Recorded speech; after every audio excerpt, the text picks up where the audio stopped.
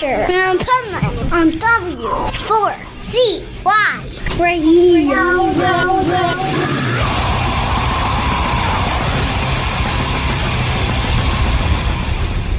Wake up, America! It's time for the Adventures of Pipeman on W4CY.com, West Palm Beach's #1 internet radio station. Here's your host, the Pipeman.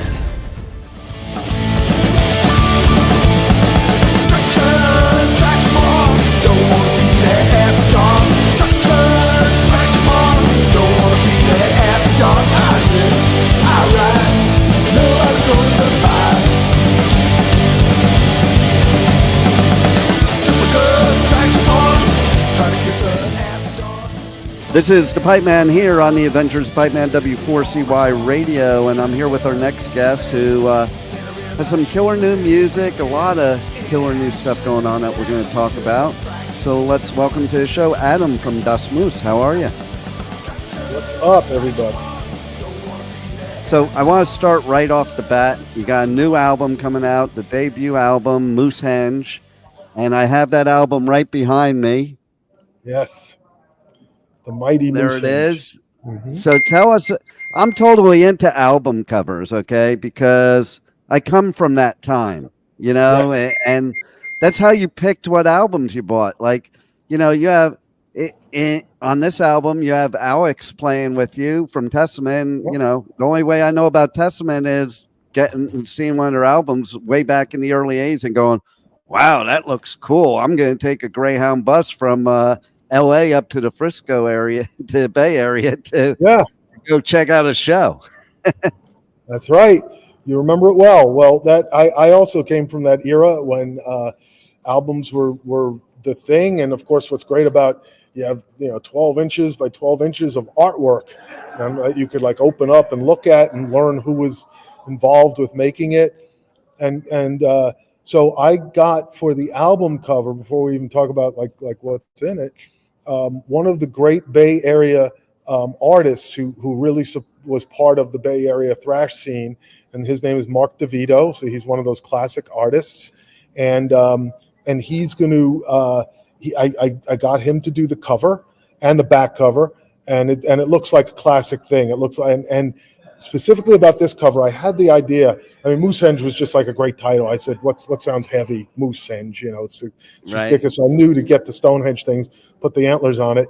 But where I got that glow around it was, and you'll appreciate this, you remember the Kiss solo albums, right? And their faces with the glow. And that one, the specific one, I said, I want the color of Ace Frehley, because I thought that was the coolest looking one, And I just was like that blue that he had, and I was like, that's the color I want. And of course, Mark DeVito understood it quite well, and that's where that came from. So we were kind of like, yeah, that's the look, and it just tells you kind of, that we're, we're kind of heavier music, but that we also got a sense of humor about ourselves as well. So that's good. Which also describes Ace Frehley anyway, because great guitarist, but also funny guy, That's right. That's right. One of my absolute favorites. I mean, that, a defining moment for me was definitely when I got my hands on that Kiss Alive album. I mean, I could burn a hole through it by looking at it, just looking at that picture, you know what I mean? And that back cover just kills me, So, check this out. Speaking of those, I think everybody has a Kiss story, and like for me, I grew up in Jersey before I moved to LA in 1980, but my first album I ever owned personally, not one that I stole from my older brothers, but mine, I won at the Boardwalk in Seaside Heights at one of those Carney games. And I look up and they were all albums, and I just saw this album up there with these four dudes that I thought looked the coolest ever. And I was a kid, and it was the original Kiss album when it first came out. Wow. Right. Wow, that goes right to the source, man. That's the beginning. Yeah. I think that prepared me for everything else after that, to be honest, Absolutely. If you can handle that, you're there, It's like I was fortunate. I came in about that album Alive, and then Rock and Roll Over, and I convinced my father, who just show how far apart it is, listen to opera, to take me to their concert in 1976. And that was the first concert he took me to. It was also the last concert he took me to. So he was not interested in what was going on there. Although, in hindsight, I think about it, it's not that far from opera in a certain kind of sense, the theatricality of it. But the volume and the pyrotechnics, I think, just got him. And by the way, back in those days, you could choke on the marijuana smoke in the room. I mean, it was like, at National Coliseum, it was like a fog. And but whatever. I saw them and I was just like, all right, I'm rock and roll for life. I don't care about anything anymore.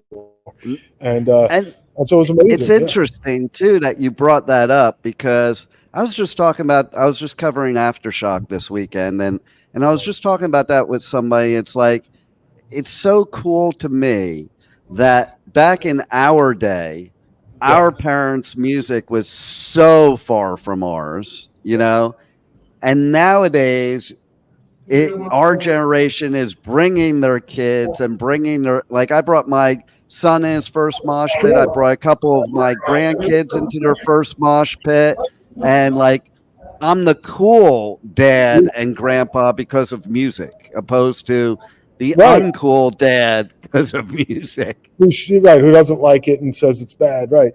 It's like, that's amazing. And Aftershock's a great festival. I was there in 2021. It was kind of when they got back going after COVID, and Metallica headlined over there, and so I was at that one. Nice. It was fun to see some bands over at that one too. It was nice to just see anything at that point. I mean, we'd all been shut down. I think that was the year too that they had the Bay Area thrash bands all playing there pretty much. There was a lot of it because they were local and stuff, and traveling was still hard. So it was really cool to see. But we were in a bubble. We had to test into a bubble and just be there. I had to shoot some interviews and things. So it was kind of still heavy duty at the time. Nobody wanted to get anybody sick, especially not the band guys, because whatever. Yeah. Then 50 or 100 of my friends are out of work. All these crew guys. No doubt. So yeah. And we didn't want to shut down again, because life without live music is no good at all, in my opinion. I'm right with you, man. That was it. So we were happy to have it. We were happy to have it back. So that was good. But it was nice. I did enjoy being up there in the Northern California area, checking out that festival. It was a nice one. Nice. So let's talk about your band, because what I love about your band is it combines most everything from my childhood, especially because I'm both from the New York, New Jersey area and from the LA area, and so it just reminds me of, if you just put together everything that I liked as a teenager, that's Das Moöse. Mm-hmm. Wow. Well, thank you so much. It's, what's interesting is I kind of rounded up these guys who were, like I said, the bonding factor is we all have kids that are 14 years old. So we met, and I was just like, all right, we need you and we need you. But everybody comes to it with something, you know what I mean? And so my other guitar player, singer, Joel, is he comes to it from a jam band background. And so he kind of brings a more melodic thing. And he, his songs have these long tail ends with jam song, he just kind of solos out and everything. Drew, my drummer, Drew Haas, is a great drummer. He was professional. He did it in Austin, Texas for a bunch of years in the 90s. And my bass player, Rob Kasabian, great player, comes from the Washington, D.C., kind of hardcore scene and punk scene. And so he's got a real good attack on the bass. And everything comes together. And so what we kind of felt was, as much as we wanted to be like really heavy on a lot of stuff, the album, as I listen to it now, has a lot of different feels on it. And the thing that it reminds me of, not that we sound like them at all, but is if you listen to those great Clash records by the Clash, they could play a few different styles of music credibly and just be great, and just be that. And so they weren't just a fast punk band. Maybe their first record was, but after that they developed into this really nicely rounded band. And I always thought, well, that's kind of cool if you can do that. It makes it very interesting. Anyway, we enjoy it, Well, what I think's cool about it is, and especially a lot in music today being like this, is back in our day, you had all the gatekeepers, so you couldn't really combine genres like that. And, I went to Slayer shows on a Friday night and Dead shows on a Saturday afternoon, and then try to go to punk shows, but I was a long hair, and you'd get your ass beat if you went to a punk show. So, like, it's kind of cool just combining those worlds because. I talked about this with somebody over this weekend, like nobody just likes one genre of music. Like that makes no sense. Like if you like music, you like music. Sure, there's some things you don't like, but for the most part, I think it depends on what you're doing, what your mood is, what all those things that you can kind of change it up. So it's good to have a band that has that diversity because sometimes there's albums like you don't want to listen to the whole album because every single song is the same song. I'd rather it be more diversified so that I want to take the full experience of a full album. I think it's a great point. I mean, certain bands have thrived, I guess, doing, for whatever reason, they're just, they just want to do. I mean, AC/DC, you want an AC/DC record, you know what I mean? Right. It just is what they are, and it's what you want to hear from them and to say, and they can vary it slightly, but ever so slightly. And other bands just have a little more freedom to play around and expand. And I just think, for us who are not set yet, I think we're like the kind of band. Sorry, there's just some noise in the record hall here.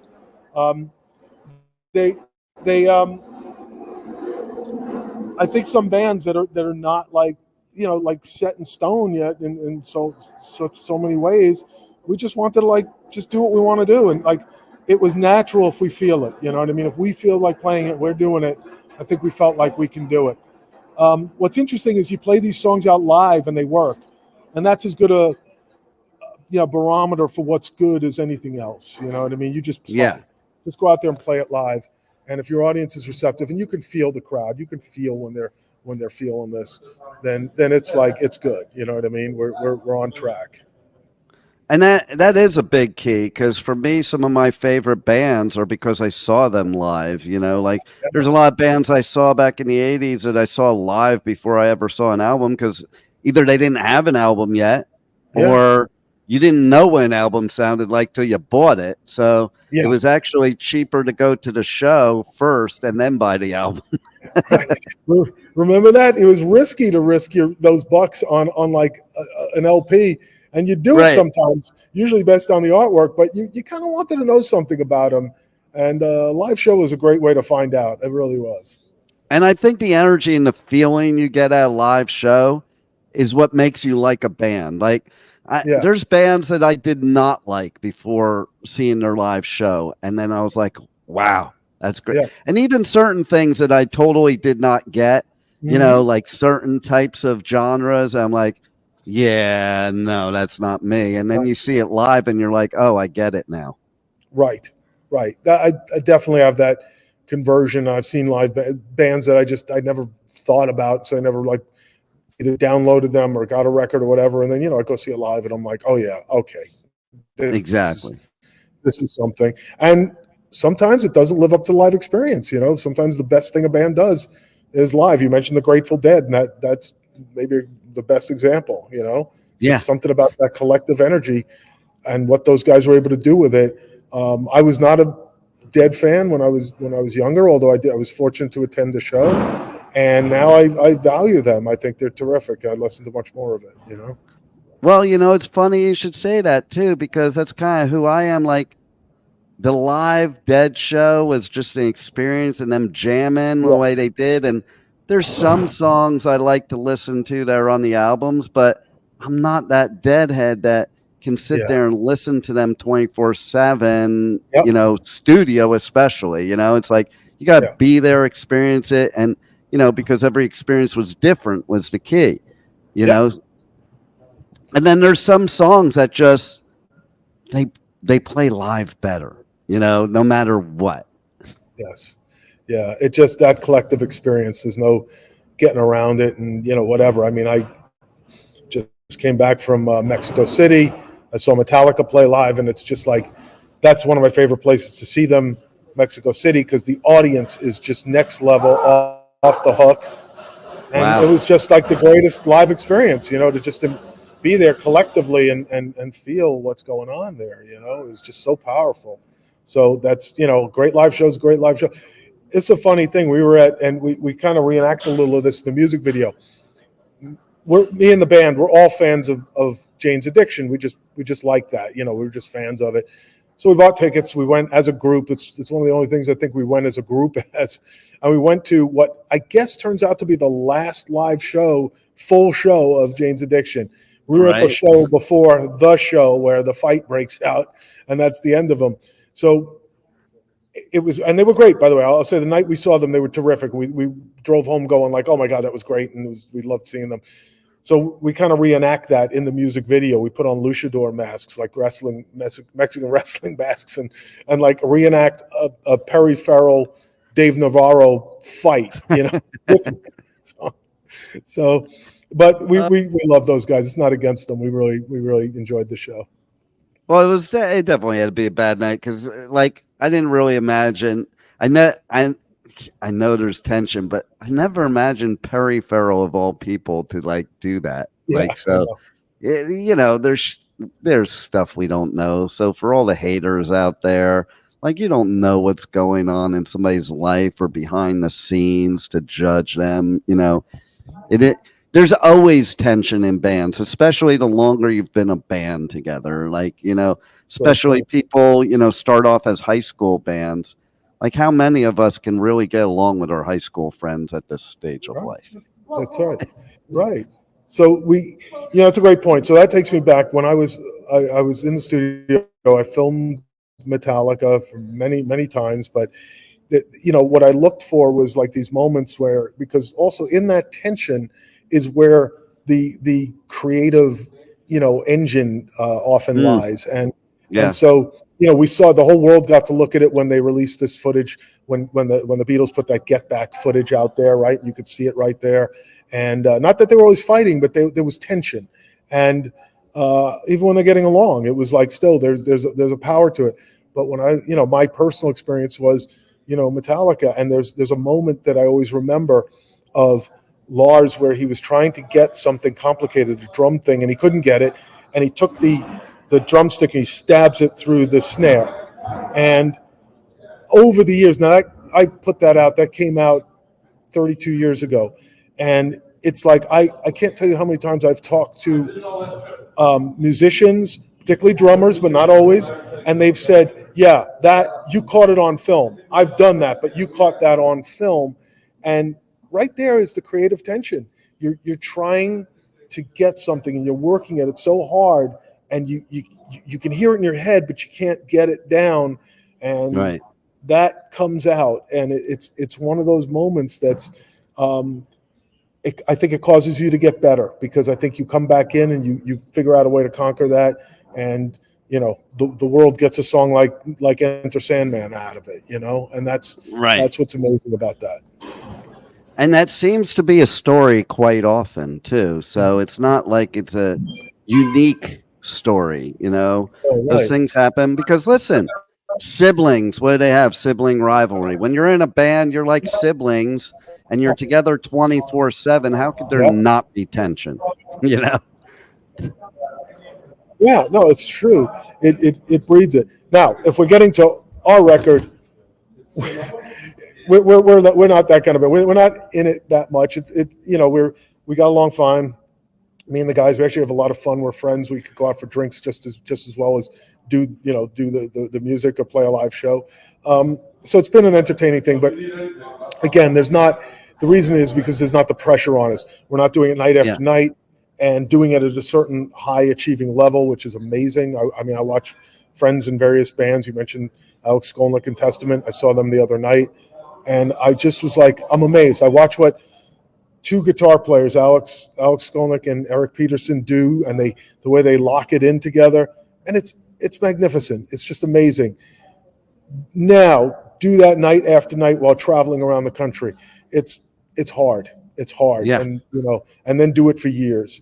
And it's amazing. Those guys are just, all these guys who are doing it and gals who are doing it, it just knocks me out. So yeah, it's something to definitely strive for and to admire, Yeah, and I think it should be fun. So I'm glad you guys are having fun with it.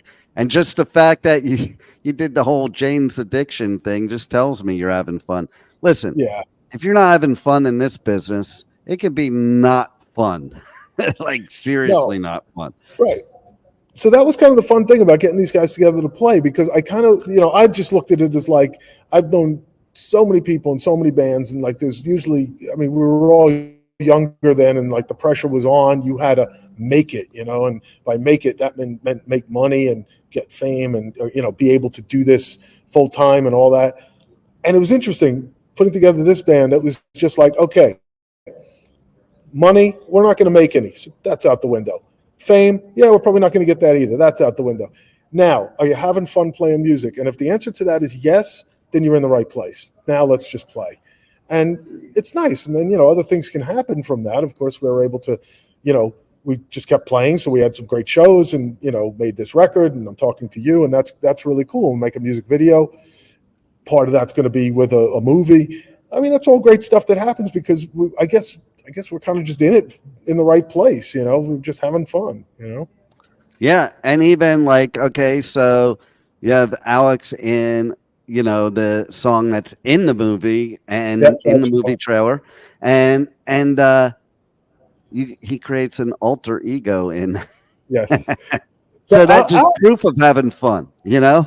That's the amazing thing about him. He is, he's immensely talented. And of course, besides his heavy metal work, he has his jazz band stuff. So, his talent is beyond, but he's still got a sense of humor enough that he could horse around in a video like ours. And he plays keyboards on that particular song, Traction Park Massacre, which is appropriate because Alex is also doing the score to the movie. So and I think he's going to, again, amaze all of us with his talent, but in another direction, because we put out a teaser for the movie some months ago, and Alex did the score. And if it's reminiscent of anything, I would say it sounds kind of like John Carpenter's scores that he did for his movies back in the 80s, which of course Stranger Things did a pretty incredible job of imitating and taking it to another level in what they were doing. And, me and my co-director Douglas just kind of said, we wanted to have that 80s feel. Can you do something like this? And true to form, Alex was able to do that. So, we're happy to, be working with him, and it's always great fun to have him in our music video. He starts it off like one of those horror hosts, those guys that host like a horror movie. And Alex plays an alter ego, Count von Skolator. So he kicks off the music video in that way. So it's great that we can, horse around like that too. Absolutely. And I think it's pretty cool as far as you go, like crossing different industries that are similar, like doing your filmmaking and being involved in music at the same time. To me, like everybody likes to say to artists or whatever, oh, you're living the dream life. And some respects people are, some they're not. You don't know about the behind the scenes. But to me, the dream life is to be able to just be creative like that, whatever industry it is, and be able to go into different arenas like you do and be able to create. Yeah, absolutely, Dean. It's just such a gift, and we, look, I've never stopped working. I was always working towards like making films, and at a certain point, making music, and that was fun, and whatever else came my way, and working with different kind of talent, working with comedians, because I found music in that also. The rhythm of the jokes is basically music, and I just felt it in everything. So it's kind of nice. This wasn't planned so much; it was just planned like, let's go to a horror movie, and it came out quite well. And then I was like, well, I would really love to have like music to this horror movie. I'd love to have a Ramones type song, because that's what it felt like it wanted to have. That's the vibe of it. And so I just said, let's just create something, a complete homage to the Ramones, but make it have like a feel that's like and fits with our movie. So we did. Alex contributed keyboards, and then we were like, okay, let's shoot a music video, and Alex was good enough to be in it, and let's just keep going. You know what I mean? It's like let's and it just so happens all this stuff's coming together. This was not planned, but it is coming together with the release of the record and the music video, and of course this great trailer, preview that we're going to do at this panel tomorrow at New York Comic Con. So it's sort of a nice, hey, your art in many different forms coming together. And I think that's the way it's really cool. Like, even I was watching a show recently, Lady Gaga was on, and she was talking about being Harley Quinn, and she talked about she made an album. She said it's not the soundtrack to the album, but it's something to go, a soundtrack to the movie. It's something to go with the movie. It's like, it just all goes hand in hand. And I think what you're doing is kind of a similar scenario. That's what it reminded me of. Yeah, exactly. And that's, it's planned out, like mapped out on like a table, like, okay, we'll have these things coming out all at the same time. It was just sort of like making the movie inspired to I knew what the end wanted to be, so I was like, let me make the song that I feel like I'm hearing, that I want, where the lyrics are. It would be different than just licensing a Ramones song. I mean, not that we have the money to do it, but what I'm saying is, like, if you just license the Ramones, it'd be great because it's them, but it would have no reference point to the movie. It's not like what they did for Pet Sematary, which is what I'm thinking in my head, and I wanted it to be like referential to the movie. So I was like, all right, well, let's just go create that. We have a band, we can do that. And so it's kind of, it's fun in that way. We just, it all kind of came together in some crazy I love it. So that's the way it should happen. That's true art right there. Art isn't planned out, it just happens. Agreed. So that's cool. It grabs you when it goes. Yeah. So tell everybody how they can reach out to you to check out the new album, check out the movie when it comes, the trailer, all the things you got going on. So the album is out today, and it's on all the streaming platforms of Apple and Spotify and the many others that are out there. And the other one, we have our Instagram and all that. When the music video comes out, it'll also find its way, certainly to the Instagram account for, Das Moose Band. And then the movie's got its own whole life, which is, it's Traction Park Massacre. And it's got all the social media handles that go along with that. The trailer will be out tomorrow night. We do this panel, and we're here. It's Wednesday, October 16th. October 17th is our panel. It is hosted by Fangoria Magazine, and Fangoria is going to have the trailer exclusively for the weekend on their site, and then it'll go wide next week. So if anybody Googles Traction Park Massacre, they'll first find the teaser, which has been out for some months, and then they'll find the movie. And the actual film is going to come out next year, because we still got a bunch of work to do on the special effects and stuff like that. But it's a really fun ride.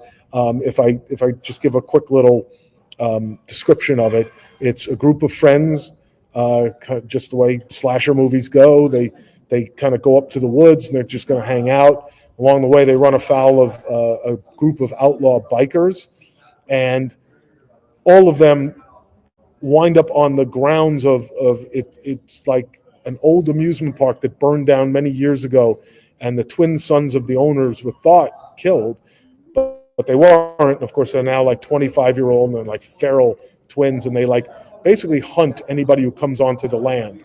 And so sometimes YouTube people go up there to like make videos and stuff, and that's it for them. And they're sort of it's a lot of fun. So we use like pieces of the park still are in it, and parts of the legend of Action Park is in it. But it's a really fun ride, and it's hard, to be sure, but there's a lot of comedy in there. And I think anybody who's a fan of some of the old school slasher films and Evil Dead 2 and Killer Clowns from Outer Space and a lot of fun slasher movies. I think you get a kick out of the movie. So we're working hard to finish it, and it'll be out for next year.